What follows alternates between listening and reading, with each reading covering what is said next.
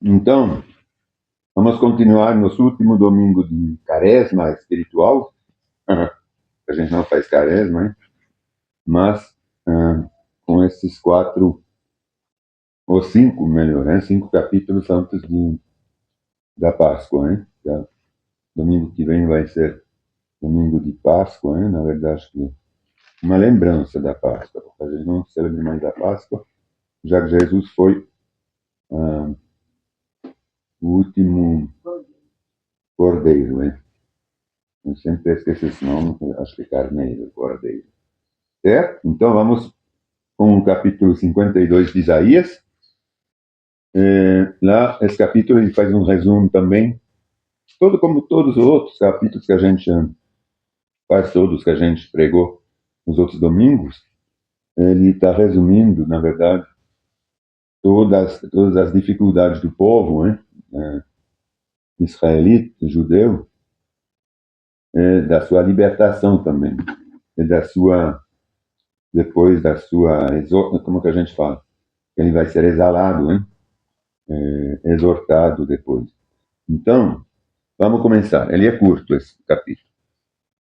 Fala de Jerusalém e de Sião, que é Israel, né? Na verdade, naquela época. Desperte, desperte, ô Sião, que é Jerusalém, né?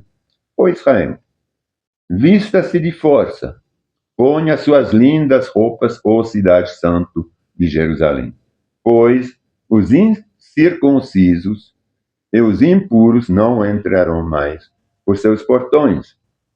Porque o que acontece aqui? Ele está falando isso, ele está falando, desperte, desperte, se levante, põe as suas roupas limpas, eu vou libertar você da Babilônia. Né? Isso era no tempo do exílio, da deportação de Israel para Babilônia, né? Debaixo de Nabucodonosor. Aí ele já está prevendo, profetizando naquela época. Também todas essas coisas iriam ainda acontecer depois de muitos anos. Né? Mas a profecia que continua, né? Tem aí o exílio, depois tem a libertação. A gente vai ver aqui também no tempo de Jesus Cristo. A gente vai ver o tempo também da segunda vinda de Jesus, da, do juízo final, né? Nesse capítulo bem curtinho. Aí ele já está fazendo essa previsão, profecia da libertação da Babilônia. Então, no capítulo 2, levante-se do pó, ó Jerusalém, sente-se no lugar de honra, tire de seu pescoço as correntes da escravidão, ó cativação. Pois assim disse o Senhor, quando eu a vendi ao exílio, não recebi pagamento algum. Agora a resgatarei, e sem ter de pagar para vocês. Então, isso é a graça, hein? Ele está falando. Bom, quando vocês foram encarcerados, vocês foram para o exílio, vocês foram, ele saqueou tudo, hein? O Nabucodonosor, ele pegou tudo, destruiu o templo, destruiu Jerusalém, saqueou tudo, tudo ouro, hein? Aí ele fala, mas eu não, quando os vendi, na verdade, eu não recebi nada. Ele saqueou, eu não recebi nada. Então, agora, também eu vou lhes libertar pela graça. Esse aqui significa o quê? O povo judeu, além da Babilônia, que realmente vai ser libertado debaixo de Ciro, mas ele vai ser agraciado. Isso a gente já pode enxergar bem mais para lá, né? Além claro que tem a primeira vinda de Cristo, quando ele foi justamente crucificado, quando quando houve a ressurreição, mas aqui a gente já pode enxergar a salvação do povo judeu, né? Ele está falando agora, quando eu a vendi ao exílio, não recebi pagamento algum. Agora a resgatarei, sem ter de pagar para vocês, porque a graça, debaixo de Ciro, é a graça e o juízo final, quando vai ter a sobra, 144 mil, 12 mil de cada tribo, que vão ser salvos. Assim disse o Senhor soberano: há muito tempo meu povo escolheu morar no Egito, para que ele volte no exílio do Egito. Agora a Assíria os oprime sem nenhuma razão. O que é isso? A Assíria aqui é meio confusa. Eu pesquisei. E tem umas controvérsias. Essa Assíria, ela se refere, na verdade, aos tempos de depois de Cristo. Por quê? Porque houve uma nova opressão do povo judeu, não foi? Ele está falando aqui. Agora a Síria os oprime sem nenhuma razão. O que é isso? Pergunta o Senhor. Por que meu povo foi escravizado novamente? Por que meu povo foi escravizado novamente? Isso se refere à dispersação de todo Israel, que não existiu mais por quase 2000 anos, hein? Porque depois de Jesus Cristo eles tiveram que fugir. Eles foram se espalhar no mundo inteiro e perderam a nação debaixo de Roma, hein? Então, Israel recuperou a nação em 1948, hein? Ou 9? 1949, se não me engano. Então, por aí, depois da Segunda Guerra Mundial, eles recuperaram, tudo foi redesenhado, né? Os países árabes. Por isso que eles são tudo quadrados, assim, bem reto. Na verdade, quem redesenhou isso foi o Churchill e os americanos. Eles refizeram todos esses países, falaram, esse aqui é teu, esse aqui é teu, esse aqui é teu. Aí devolveram Israel aos judeus. Os árabes tiveram essa outra reconfiguração dos países como a gente tem praticamente hoje ainda. Então, isso se refere a isso. Eu vou reler para a gente entender melhor. Assim disse o Senhor, soberano: há muito tempo meu povo escolheu morar no Egito. Isso foi a primeira vez. Agora a Síria os oprime sem nenhuma razão. O que é isso? Pergunta o Senhor. Por que meu povo foi escravizado novamente? Aqueles que os dominam gritam de alegria. Meu nome é blasfemado o dia inteiro. Mas eu revelarei meu nome ao meu povo. E eles, por fim, reconhecerão que sou eu quem fala com eles. Porque, na verdade, como eles tinham rejeitado Cristo, hein, eles foram escravizados uma segunda vez. Escravizados entre aspas, mas por 2000 anos praticamente viveram sem ter um país, e ainda morreram quase todos na Alemanha nazista, né? Foram deportados exterminados, né? Praticamente inteiramente. Então é por isso que eu falo, meu nome é blasfemado o dia inteiro, mas eu revelarei meu nome ao meu povo e eles, por fim, reconhecerão que sou eu. Isso, por fim, a gente pode ver ou 1948 ou o juízo final também, quando vai ter a salvação do remanescente do povo judeu. Mas aqui a gente vê claramente que ele fala: aqueles que o dominam gritam de alegria, pois meu nome é blasfemado o dia inteiro, mas eu revelarei meu nome ao meu povo. Então, ele está falando que o problema foi o povo dele mesmo, né, blasfemado, que o rejeitou. Até quando Cristo nasceu, senão, talvez não teria rejeitado, nada disso teria acontecido com o povo judeu. A gente não sabe. A história se escreveu por causa que eles rejeitaram. Aí ele fala no versículo 7: como são belos sobre os montes os pés do mensageiro que traz boas novas de paz e salvação, de que o Deus e salvação de que o Deus de Israel reina. Aqui ele fala, obviamente, de Jesus Cristo, né? Da primeira vinda de Jesus Cristo. Quando ele fala que, quando a gente vê, por fim, reconhecerão que eu sou eu que falo com eles, é quando realmente ele veio se encarnando, o próprio Deus veio no meio do povo dele, em carne e osso, sob forma de Jesus Cristo. Só que mesmo assim eles não o reconheceram, né? Aí ele fala: como são belos sobre os montes os pés do mensageiro que traz boas novas, que é Jesus Cristo, né? Boas novas de paz e salvação. Esse versículo, ele é muitas vezes empregado de uma maneira muito errada, falando de missionários, de evangelistas. Oh, como são belos os pés. Tem muito que até se refere a esse versículo para quando alguém vai em missão, assim. Isso tem nada a ver. Um ser humano Um homem não consegue levar as boas novas. A gente leva as boas novas de Cristo.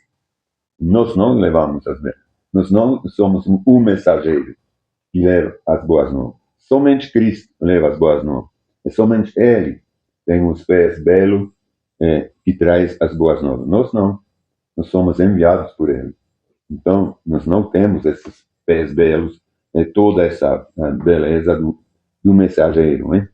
Porque ele fala, como são belos sobre os montes os pés do mensageiro. Ele está falando da vinda de Cristo no seu ministério, que traz, não dos mensageiros, que traz boas novas. Boas novas de paz e salvação. Quem traz isso? Cristo, somente Cristo.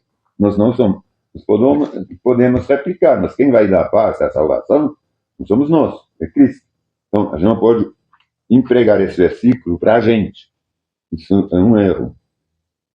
Boas novas de paz e salvação de que Deus, o Deus de Israel, reina. Aí, continuando. Os vigias gritam, cantam de alegria, pois com os próprios olhos veem o Senhor voltar a Sião, que as ruínas de Jerusalém gritam de alegria, pois o Senhor consolou seu povo, ele resgatou Jerusalém. Agora, aqui também a gente vê a segunda vinda de Cristo. Ele fala, os vigiam, gritam e cantam de alegria. São aqueles que estão lá esperando o Senhor, hein? A volta do Senhor. Pois com os próprios olhos veem o Senhor voltar a Sião. Essa aqui é a segunda volta no juízo. Tem que explicar uma coisa. Tem gente que fala que a segunda volta do Senhor é quando ele vem para arrebatar a igreja. Mas não é. Porque ele não volta. Ele fica lá no ar, nos ares. Hein? Então, a primeira vez que ele veio como Senhor em Jerusalém, ele foi crucificado, ele falou que ele ia voltar. Então, essa aqui é quando ele volta para o final. É a segunda, por isso que a gente fala segunda volta, porque é bem lá no final. Né? Porque quando ele vem a primeira vez, na verdade, a gente nem deveria falar a segunda volta, é quando ele voltar mesmo. Né? Mas é para entender bem. Porque ele não vai vir uma vez, a gente vai com ele.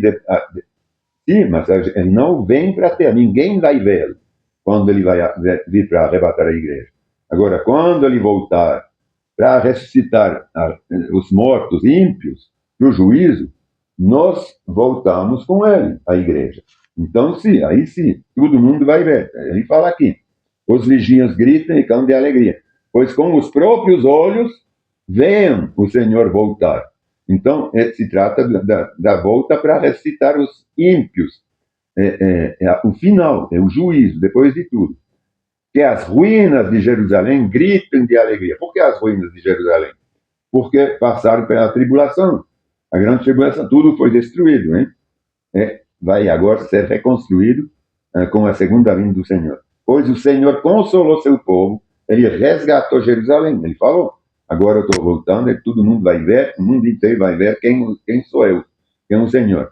Que a partir dos últimos 3 anos e meio, né? De Davi, como chama? Sim, mas profetizado por não Davi, o Daniel, entendeu? Então, são os últimos 7 anos, a metade de uma semana vai ser a semana da enganação do anticristo, até vir as 2 testemunhas, né, os velhinhos, que eles vão matar, que vão ressuscitar. Então, isso vai comprovar que o anticristo não é Cristo, porque ele queria matá-los para não ressuscitar. Mas como ressuscitaram, então ele foi desmascarado, o anticristo. Aí ele se vinga, vira a grande batalha, né, a grande tribulação de Armagedão, os 3 últimos anos e meio. E o Senhor para tudo isso para que ainda fique algumas pessoas, alguns judeus, né, vivos. Aí ele para tudo, é a restauração de Jerusalém. Né?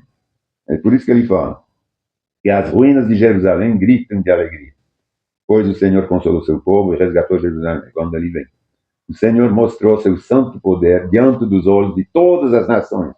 Isso é realmente a segunda vinda de Cristo. Todos os confins da terra verão a salvação do nosso Deus.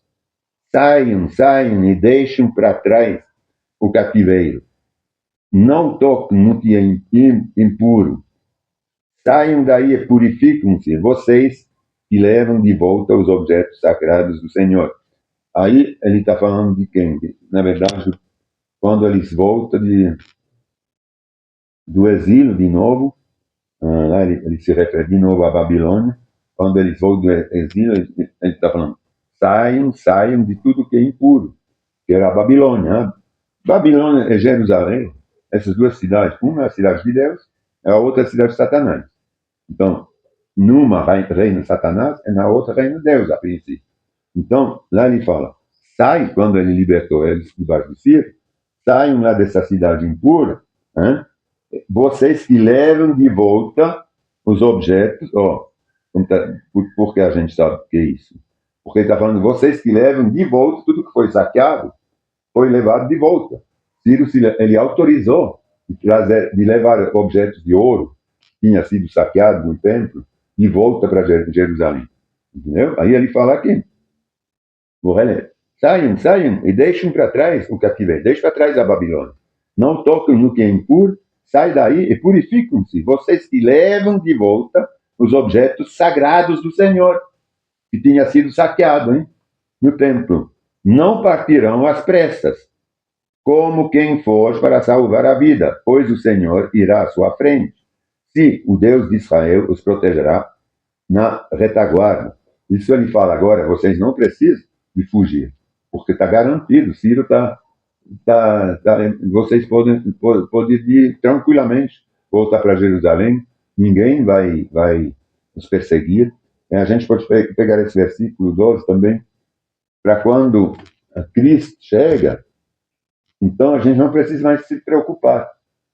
A gente deixa para trás, quando a gente se converte a Cristo, a gente deixa para trás tudo que é impuro, e a gente vai com Cristo levar uma nova vida, né? Objetos sagrados, numa coisa sagrada, que foi transformado para Cristo, e a gente não precisa se preocupar. A gente não tem pressa. Uma vez que a gente se entregou a Cristo, pode acontecer o que for. A gente não precisa fugir de nada, a gente fica com Cristo.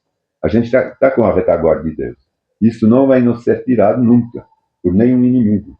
E principalmente o diabo. Ele não consegue mais nos tirar disso se a gente não autoriza. Não partirão, vou repetir o 12, não partirão às pressas como quem for para salvar a vida, pois o Senhor irá à frente. Sim, o Deus de Israel os protegerá na retaguarda. Vejam, meus servos, agora esses últimos versículos, eles falam de Jesus Cristo mesmo. Vejam, meu servo terá êxito, será muito exaltado. Muitos, porém, ficaram espantados quando o viram. Aí ele fala, sim, vejam, até então Jesus Cristo foi, como que a gente fala? Foi desprezado pelo povo, hein? Mas, vejam, meu servo terá, essa aqui é a ressurreição, hein? A ressurreição de Cristo. Será muito exaltado. A ressurreição, isso. Muitos, porém, ficaram espantados quando o viram. Seu rosto estava tão desfigurado que mal parecia humano. Por seu aspecto, quase não era possível reconhecê-lo como homem. Mas mesmo assim ele ressuscitou. Né? A gente parece que aqui o Isaías estava junto à cruz, sentado na cruz. Imagina o rosto de Cristo na cruz, ele devia estar cheio de hematomas, porque tinha sido bofetado, né? Batido com espinhas e tudo. Devia estar sangrando de todo o corpo e no rosto especialmente. Ele causará assombras para muitas nações. Aí ele em outras versões está escrito, está traduzido assim: ele purificará muitas nações. É verdade.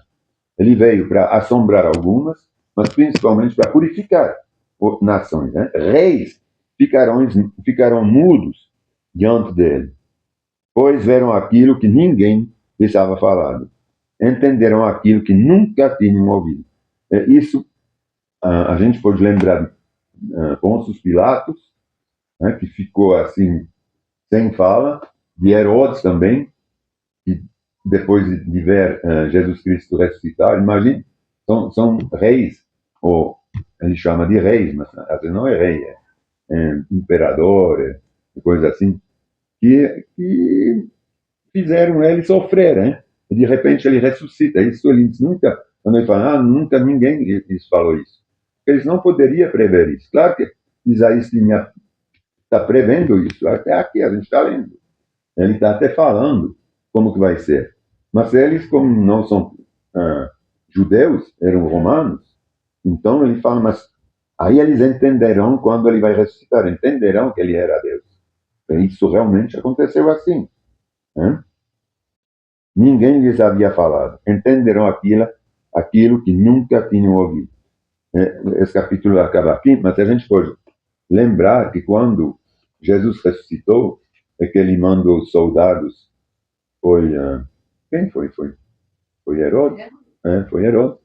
Mandou os soldados, quando os soldados voltaram, eles falaram que o Herodes, mas ele sumiu do túmulo, ele ressuscitou, tem gente que já viram ele, aí ele falou, não, agora vocês vão contar que ele foi roubado, que roubaram o corpo. Ele montou toda uma narrativa, né, como a gente fala hoje. Que o corpo dele tinha sido roubado, porque justamente eles não podiam imaginar que ele ia ressuscitar mesmo. Para não se dar como vencido, hein, então eles falaram para os soldados, pagando eles, agora vocês vão espalhar em todo lugar que roubaram o corpo de Cristo. Hein? Mas isso não deu certo, porque na cidade de Jerusalém, quando ele ressuscitou, muitos ressuscitaram juntos. Está escrito que muitos mortos voltaram para a casa dele. Andava dentro da cidade. Quando o poder de ressurreição foi tão grande que não somente Jesus ressuscitou, tem muita gente que ressuscitou e que saiu dos túmulos e começaram a andar dentro de Jerusalém voltando para casa. Então, obviamente, é lógico, isso é muito bom, porque senão a gente poderia até acreditar também que ele não ressuscitou, que eles roubaram o corpo, mas isso é tão óbvio que ele ressuscitou, né? Que depois conversou com os apóstolos, com os discípulos. Tem tanta gente que ressuscitou junto que não tem como sustentar essa narrativa. Era Pilatos. Era Pilatos, né? Não era Herodes. É isso. Então, Senhor, a gente te agradece. Foi um capítulo bem curtinho, mas que expressa muito, de novo, todas as fases